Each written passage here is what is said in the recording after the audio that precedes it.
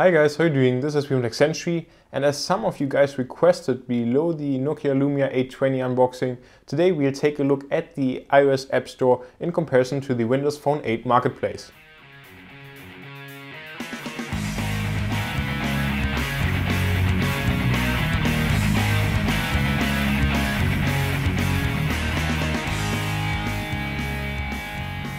So in order to get started, we'll launch the App Store on the iPhone 5 as well as the Windows Phone marketplace right here. And one thing that I want to notice straight away are pretty much the big players.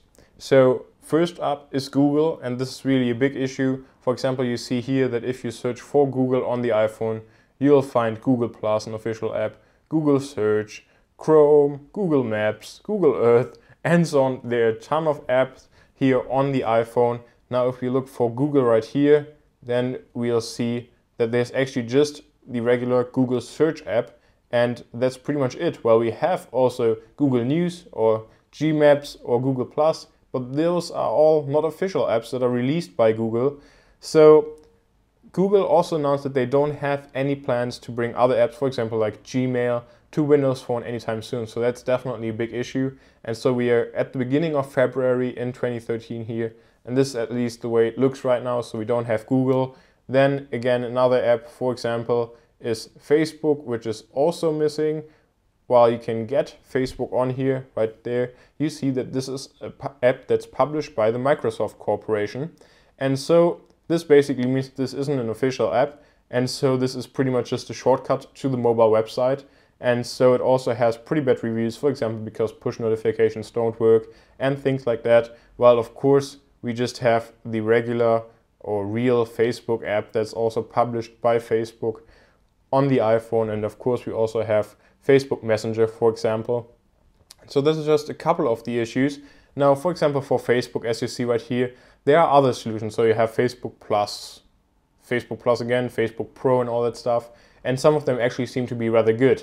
Now, despite that, for example, closed services, I would say, like Instagram, well, they just don't exist at all. So if we type in Instagram, then we see right here that there's nothing. So for example, I believe Metrogram actually allows you to view Instagram pictures, but you can't upload them.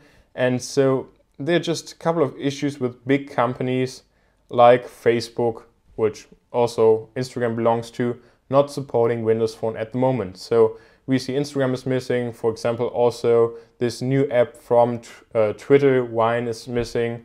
And so overall, just a lot of apps are missing on Windows Phone, which definitely makes it a little bit difficult to see it as a daily driver, at least for me. Now, there are workarounds. For example, you can have your Gmail account right here in the Mail app. You don't really need a Gmail app for that, but those are all just workarounds.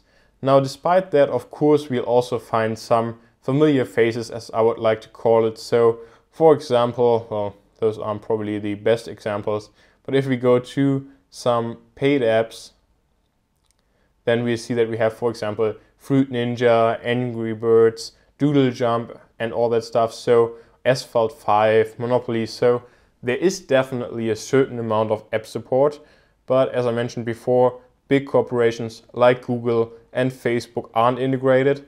So I really hope that Windows Phone will be growing to an extent soon there where other companies like Facebook and Google can't ignore it anymore, because otherwise they would lose too many users.